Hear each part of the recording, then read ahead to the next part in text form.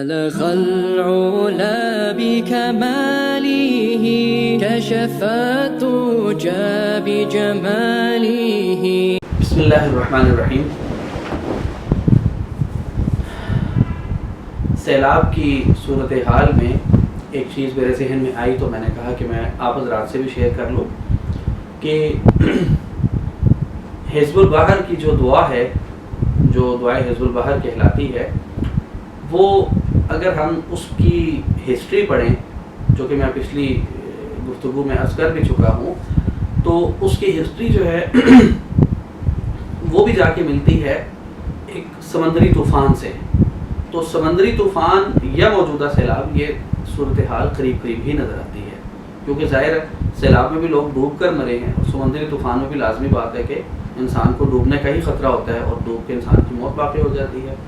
تو اس وقت بھی امام شاذلی رحمہ اللہ نے یہی حزب البحر پڑھی، بلکہ پڑھی کیا، اللہ تعالیٰ کی طرف سے ان کے دل میں ڈالی گئی اور یہ الفاظ انہوں نے ادا کیے اور اس کے توفیل اللہ نے ان کو بچایا.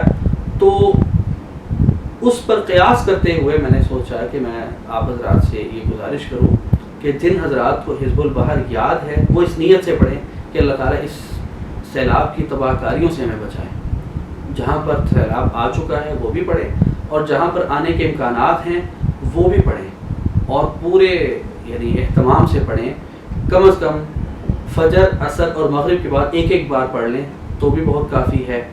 3 بار پڑھ لیں تو بہت زیادہ اچھا ہے، اور نیت صرف ایک ہو کہ اللہ تعالیٰ اس سیلاب سے ہمیں بچائے.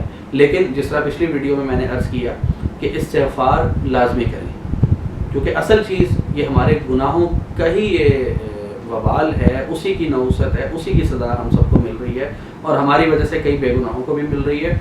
تو استغفار اور ساتھ میں حزب البحر پڑھیں.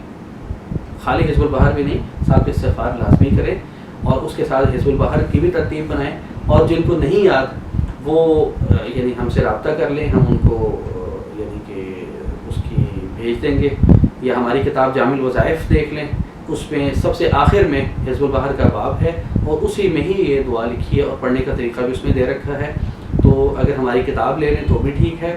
اگر کتاب نہیں لے سکتے، چونکہ ظاہر بھی ایک ہنگامی صورتحال ہے، کتاب منگوانا بھی شاید مشکل ہو جائے گا ان کے لیے، تو کم از کم وہ کسی سے سیکھ لیں، یا ہم کوشش کریں گے کہ اپنی اسی ویڈیو میں ہی اسکرین پر وہ دعا آپ کو دکھا دیں، تو اس کو دیکھ کر آپ پڑھ لیں، تاکہ اللہ تعالیٰ آپ سب کو اپنی حفاظت میں رکھے. اور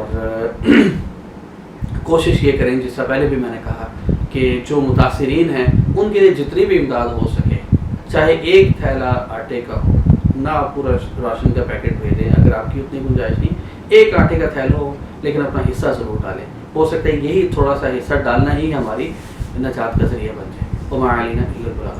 بلغ العلا بكماله كشف الدجى بجماله.